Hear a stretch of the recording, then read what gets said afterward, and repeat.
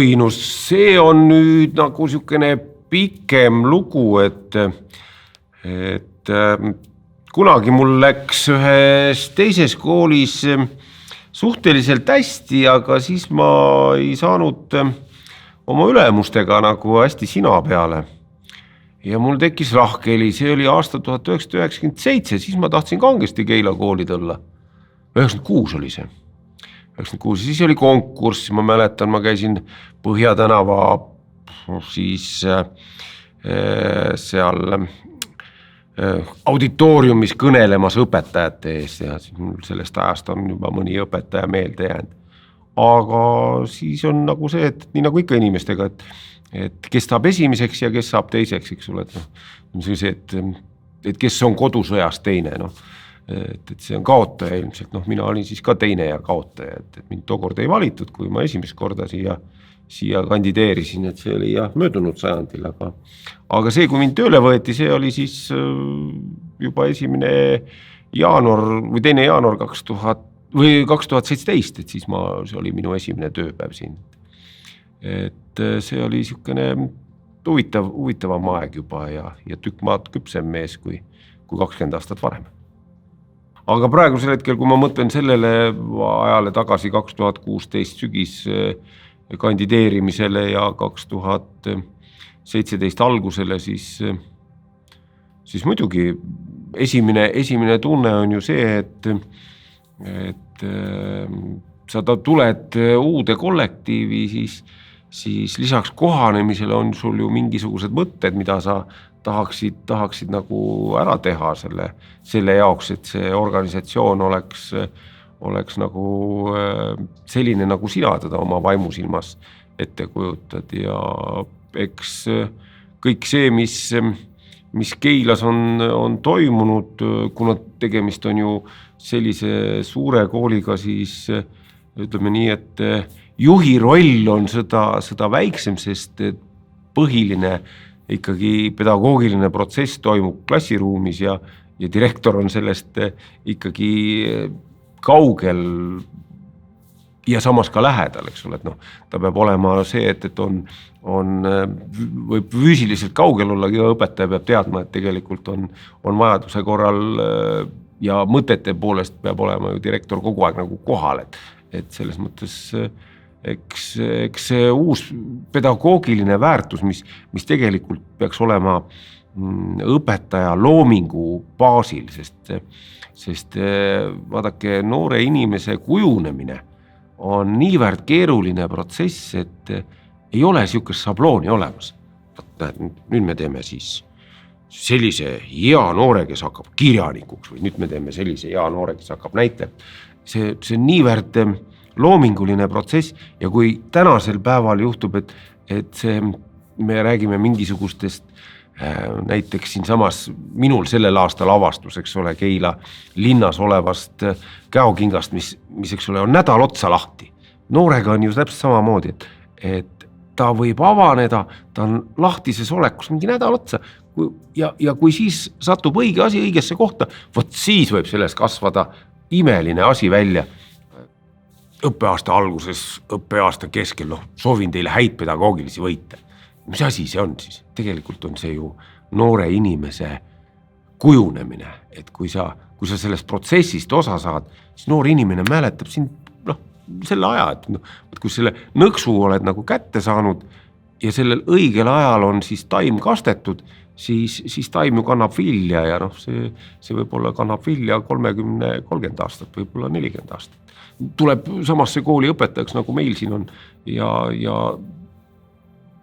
ta töötab siin selles samas Keila kooli vaimus, et see on tegelikult väga niisugune tähtis protsess, et inimese kasvamise ajal oleks kõik õiged asjad nagu õiges vahekorras. Vaata, kui see jutt, et ma tulen ja räägin siia, siis see sama esimene kogemus, millest ma nagu korra vihjamisi siin märku andsin, see aasta 1988, kui juba hakkasid sinimustvalged tulema ja tol hetkel kehaliskasvatuse õpetajana sanatoorses koolis. poisid, kellel oli ütleme niimoodi praktiliselt igal kolmandal oli rind lõhki lõigatud, tehtud südameoperatsioon, mis oli läinud õnneks. Ja need poisid paranesid ja siis tekkis see energia, siis see noore mehe siukene tahtmine teha. Ja mina juhtusin siis seda ohjama, eks ole. Ja see 88, ma mäletan selgesti siis Keilas see sama traditsiooniline Harju koolinoorte meistrivõistlused korvpallis, Põhjatänaval olnud spordisaalis. Mina tulen siis nendega, kes on siis aasta minu käes olnud poisid, kes on südameoperatsioonidelt tulnud ja muidu seal oli vist 2 siukest ka muude haigustega, aga need mehed ja siis me saabusime sinna vastasvõistkonnale ja siis ma mäletan, kuidas Timo ja Tanel Suslov mängisid korvpalli ja sõna otseses mõttes jooksid üle sanatoorse kooli poistest, sest et selle aja jooksul meil ei olnud nagu mingisugust siukest ettevalmistust võhma näol. Me õppisime alles täiesti algseid asju ja siis kui me saime mingi 8:45 saime pähe. Et siis kuidas ma siis lohutasin neid noori mehi, kes nagu oma parimates kavatsustes tulid välja, et me läheme nüüd ja võtame osa ja tegelikult see osavõtt ja see sama kaotus veel tegi need poisid tükk tugevamaks ja ma ütlesin, et see sama esmane kokkupuude, mis nagu mind esimesel õhtul, kui ma koju läksin, et mängisime veel teiste koolidega ka, ega me ühtegi võitu küll ei saanud. Mõne turbaga minu meelest meil oli suhteliselt siukene võrdne nägelemine käis, aga me lõpuks ikka kaotasime selle sama pärast, et meil ei olnud võhma lihtsalt. Korvpall on ikka jooksmise mäng. Ja meil ei olnud nii suurt saaligi, nagu Põhjatänava koolimajas tookord selles spordisaalis oli. Aga see on jah mulle Keila nagu sellest vanast koolimajast siis nagu meelde jäänud, et siukene. Ja kui siin nagu mõelda, et mis siin nagu selline kõige mõnusam toimetamine on siis ilmselt ikkagi, ma usun, et see on mõni siukene õnnestunud aktus või siukene tegemine ja et ka need infominutid, siukseid infominutid ma pidasin omal ajal, see oli nagu teine teema natukene, olid nad iganädalased infominutid olid meil Pätsikoolis, kus me siis rääkisime ja tunnustasime üksteist, aga see oli 130, 140 punt, eks ole. Praegu meid on siis 10 korda rohkem, eks tegelikult siin ongi nagu see sama teema, et kas me märkame kõiki, kas me tunnustame kõiki, aga need infominutid on kuidagi mulle siukene lemmik teema nagu selle maja juures praegusel hetkel. Ma keskendun nendele palju, võib-olla see välja ei paista, aga mulle need asjad meeldivad. See on, nii nagu öeldakse, et iga kool on nagu iga erinev inimene, tal on omad sõrmejäljed, nii on ka Keilaga ja kui me võtame seda kogumit siin sellisena, et lastevanemate hulk, circa 3500, eks ole, see on ja paned õpilased juurde, 500 saadki pool Keila linnast saad, eks ole, et selles mõttes, kas need sõnumid, mida kool annab välja ja korjab tagasi, et kuidas nagu nendega kõige siuke targem on asju ajada ja mis nagu selle kogukonna sidususe koha pealt puutub, siis siin on mul veel avastada, ma usun, et neid teemasid, mida ütleme niimoodi, et kui me näeme mere peal laineid, siis me ütleme, et me näeme laine kõrgust. Tegelikult me ei näe seda veemassi, mis selle lainega kaasa liigub. Me näeme laine kõrgust, eks ole. Ja siis tihtipeale siin kogukonnas on täpselt samamoodi, et me näeme mingisuguseid protsesse, eks ole, kus käib mingi lainetus, aga me ei näe nagu seda sügavust, et tihtipeale see erinevad protsessid, ütleme Keilas omavad märkimisväärselt teistsugust lähenemist, kui seda oli Lasnamäel või kui seda oli Mustamäel, sest ka need 2 mäge olid täiesti erinevad. Nii et kui ma nüüd kokkuvõttes ütlen, et mis mulle nagu selle Keila juures nagu eriti tähtis on see, et kuidas keilakaks saada. Ja tegelikult ma ise arvan, et ma keilakaks sain läbi selle Aado Grögenthali raamatu, kus ma lugesin tegelikult Keila inimeste kannatusi aastal 1944 ja sealt edasi, et kuidas need nagu mõjutasid mind, kes ma kõnnin täna, eks ole, siin samal Haapsalu maanteel või siis sellel samal Ohtuteel või ma kõnnin ju suhteliselt vähe siin, et ma rohkem liigun küll linna sees autoga, aga iseenesest see raamat nagu pani iga paiga üle, iga maja üle rohkem mõtlema. Ja võt see ilmselt tegi nagu minust keilaka, et see on nagu hoopis midagi muud. Et see impulss, kus ma tundsin, et ma saan nagu sellest Keila asjast rohkem nagu aru oli tegelikult see raamat. Ja võt selle raamat, kas või see sama lugu, kuidas siis talupojad põgenesid partei koosolekult, mis punased kokku ajasid siin pärast seda, kui nad sellest samast koolimaja akendest, eks ole, et see on ka sellised omapärased, eks ole, et kui sa ikka ei taha midagi vastu võtta, eks ole, et mõtled, et koolitükis kõik õpilased tulevad ja võtavad su matemaatikat midagi vastu, eks ole, ja siis ühel hetkel loed sealt raamatust, eks ole, kui sulle tuleb, eks ole, võõras ideoloogia, klassiruumi, võib-olla isegi sellesse klassiruumi, kus omal ajal taluperemehena või perepojana sa õppisid, eks ole, sa käisid mingi õpetaja juures eesti keelt õppimas ja räägiti teistsugust ja siis aetakse sulle seal mingisugust punast ideoloogiat ja siis Eesti mees saab aru, et mis ma siin teen, mul ei ole siin mitte midagi teha, aga kuna väljas olid püssimehed, siis aknast välja minna ja ära joosta oli nagu üks tegevus, et võt siukse ajaloolise sidemega tegelikult seda raamatut lugedes ma mõistsin nagu Keilat rohkem. No siin ongi, et mul eelmine aasta käisid ju külas 70. aastal lõpetanud. Et see on nagu ju ja siis vaatad, eks ole, perekonna nimed, eks ole, siis vaatad, et selle lapselaps, eks ole, on praegusel hetkel siis 9. eks ole, võt siukseid paralleele tuleb sul nagu ikka ette, et see ongi nagu võt siin on nagu tihtipeale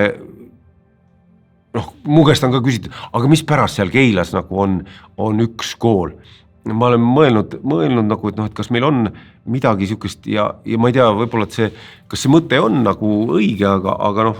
meil on Harju Elekter. See on ikka, ütleme niimoodi, et Eesti börsiettevõtte ühes väikeses linnas on väga suur haruldus. Ja vaat kõik siuksed asjad ju mõjutavad üldist elu, et inimesed ju teavad seda, et kui meil oli agraarühiskond, eks ole, siis tuli talupidamisest see lugu ja siis kasvas ja hakkasime rohkem tootma ja hakkasime kive kaevandama ja hakkasime seda põletama elektrijaamades ja saime rohkem elektrit ja saime elu mugavamaks, et kõik see arengulugu on nagu tulnud mingisugusest asjast ja Keila jaoks on ilmselt see arengumootor olnud ikkagi see sama Harju Elekter, sest seal on hästi suur hõlmatus nii elanikkonnaga kui ka kõigi nende muude protsessidega, mis siin linnas aset leiab, et kui te mõtlete seda sama Keila päevagi ja siis ka sellest, et kuidas Harju Elektri siis tütarettevõtted seal osalevad ja oma asju demonstreerivad, et see on niisugune asi, mida ju reeglina kuskil mujal mina näinud sellisel kujul ei ole. Aga see on võimas asi, et meil on majandusmootor, eks ole, ja meie peaksime siis olema nagu see vaimne mootor siin kõrval, eks ole, mis siis nagu järjest neid uusi asju nagu toimetab nagu paralleelselt, kui majanduses börsiettevõte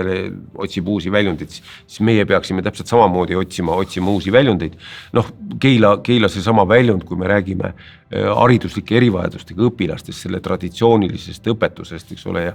läheme aastasse 1969, kui esimene klass siin avati, siis noh, kõik need tähelepanud ja asjad, et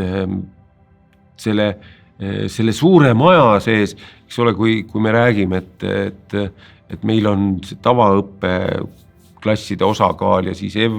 õpilaste klasside osakaal ja ühes lennus on meil siis ühtesid 6 tükki ja teisi 5, et noh, see on nagu selline asi, mida teised ei saa aru, et noh, kuidas see võimalik on.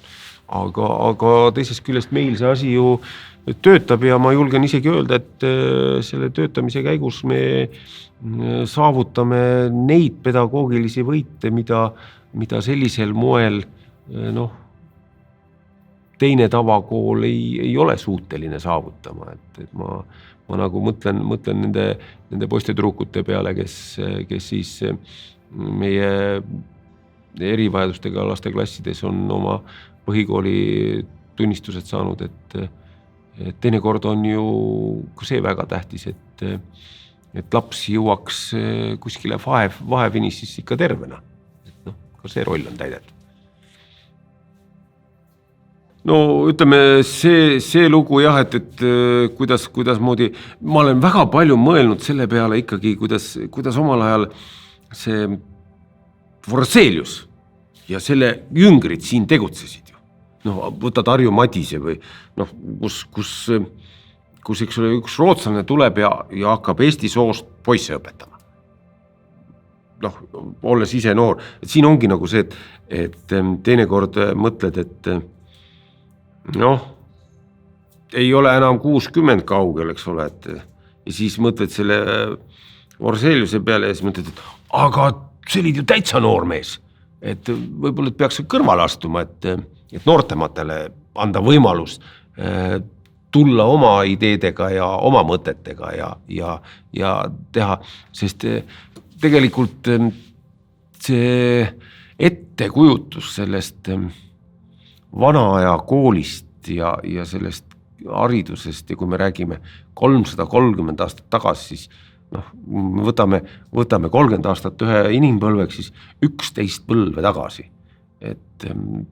ja missugused olid siis need olud, eks ole, noh, me võime ette kujutada, aga kohapealsetest asjadest on meil ju väga, väga vähe, eks ole, et noh, teame, eks ole, kuidas katekismust siis õpetati ja et poisid saaks ikka nagu lugema, et see on nagu selline huvitav teema ju, et kui ma ütlen, et Keila kooli vaim on naisterahvas ja siis mõtleme, et esimestel aastatel, aastakümnetel, aastasadadel õpetati ju ainult poisse, eks ole, millal hakati tüdrukutele haridust andma. Et see on nagu kõik selline omamoodi tee, et me tihtipeale ei oska ju mõelda seda, et noh, obuvankriga oli siis nagu kõige parem sõiduvahend üldse, mis olla sai ja kui palju raamatuid üldse oli ja kuidas need üldse anti käest kätte ja küsimus on ju ikkagi selles, et kas need protsessid, mida praegu siis toimuvad meie majas, kas need on piisavalt juhitud ja kas need on piisavalt juhitud ühest pedagoogilisest suundumusest, ühest arusaamast. Kui me räägime sellest, mis puudutaks siis nüüdisaegselt nagu sellist võtmesõna, et kaasaegne õpikäsitlus, nüüdisaegne õpikäsitlus. Et ma tegelikult olen mõelnud selle 1600 peale mitte niimoodi, et kuidas moodi midagi toimetada, aga noh, ma olen järjest rohkem mõelnud sellistel teemadel, kas see 1600 on nagu hea või halb. Ja kui ma vaatan üksikuid juhtumeid, siis mulle tundub kuskil sisemuses, et see üks suur kool hakkab ennast ammenduma Keila mastaapides. Et see, mis on olnud sellistes väikelinnades, mis on suhteliselt Keila sarnased, on see siis Kuressaare või on see siis Rapla, et seal on nagu asjad olnud natukene teistmoodi. Ja küsimus ongi nagu selles, et kas see, kui me sarnaseid asju vaatame, et kui meil oleks 2 kooli või kui meil oleks 3 kooli või kui meil oleks 4 kooli siin Keilas, mis siis nagu sisendina ehk siis lapsevanema seisukohalt muutuks, mis siis muutub õpetaja seisukohalt ja jätaks hoopis selle juhtimistasandi praegusel hetkel välja ja võrdleks neid. Ma ei saa öelda, et mul on mingisugune konkreetne mõte sellega, mis oleks mulle endale nagu hästi selge. Kui ma peaks, aga ma mõtlen nendel teemadel päris tihti, teinekord tuleb mulle üks nüanss meelde, teinekord teine nüanss ja seda, kuidas me ütleme, et seda mõttemängu ma mingil määral harrastan ja mõtlen, et mine sa tea, kas see praeguse hetke selline kuju ja vorm on kõige parem, võib-olla, et peaks mõtlema selle peale, et kõik need, kes seda sisendit siia panevad, et kuidas moodi seda kõige mõttekam oleks edaspidi teha, sest valiku võimalustest, ütleme nii, et praegusel hetkel, kui me just räägime, et oli äsja presidendi valimised ja valimised nagu ei olnudki, oli üks kandidaat. Et kas nendel teemadel arutada, kaasa mõelda, üles ehitada mingisugused uued mudelid, praegusel hetkel ei ole selleks õige aeg, sest praegu on vaja algkooli hoone juurdeehitus korralikult tööle saada, toimima saada, kui ta valmis on, aga siis tuleks nende teemade juurde tagasi tulla aga miks mitte ka neid mõttemänge praegusel hetkel, eriti valimiste eel, kaasa mõelda ja püstitada mingisuguseid ideid nendele, kes saavad kohaliku rahva käest mandaadi linna veel valitseda järgmised 4 aastat, et kuidas see oleks kõige mõttekam tegevus, et see kooli suurus ei ole minu jaoks tähtis on see, mismoodi need protsessid käivad siin sees ja kas protsesside üks kindel toru või 3-4 erinevat toru annavad erineva tulemuse. Selle üle tahaks vaielda ja diskuteerida.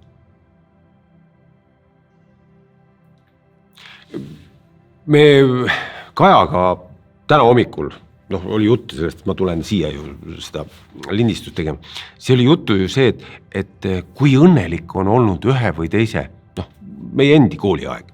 Et ja siis oli samamoodi see, et Kaja tõi seal oma näited ja mina oma näited ja siis oli nagu selline teema, mis nagu käib kaasas eelmise riigikorra ideoloogiaga. Et siin on nagu see, et meil on nagu need ideoloogilised tõekspidamised, eriti nendel, kes on tulnud nagu ühest ettevalmistusega nõukogude pedagoogikast. Ja siis need, kes tulevad praegu ülikoolidest, et kogu see maailma käsitlus ja kogu see, et mitte midagi ei tasu kergekäeliselt üle aia visata, vaid vaadata ikka iga kord asja sisse, et ka sel juhul, kui mul on olnud ka näiteks oma kooliajast mingisugused negatiivsed kogemused või ma ei tea, miks pärast meil Kajaga läks see jutt nagu nendest negatiivsetest kogemuste peale, et tähtis on ju tegelikult see arenguprotsess, et noore inimese arengus käivad asjad erinevates valdkondades tükk maad kiiremini, kui sa mõtled, et sellel oleks vaja sõda, seal 3., 4. asi, noorel inimesel mõttetegevus, keha, vaim, kõik need asjad arenevad niimoodi. Mina juba vana mees hakkan kuskile ära närbuma, aga sõda asja kõike soodustada niimoodi, et ideoloogiliselt oleks inimene kogu aeg vaba, et see väike laps oleks vaba, et ta ei tuleks kellegi teiste ideoloogiliste sõnumitega või siukese, meil selles mõttes Kajaga nagu ühine siukene, et ei olnud pioneerid ja siuke natukene, aga see vabadus, et see noore inimese õnnelikuks olemiseks on vaja emotsiooni. See emotsioon tuleb leida ja kui vaba inimene saab vabalt emotsiooni välja anda, see on tegelikult kõige suurem rõõm. Mitte ainult talle endale, vaid nendele inimestele ka, kes ta ümber on. Mõtelda on mõnus, rääkida raskem. Ärgem selle pärast, pead veel norgu laskem. Rääkida lihtsam, kirjutada raskem. Ärgem selle pärast, pead veel norgu laskem.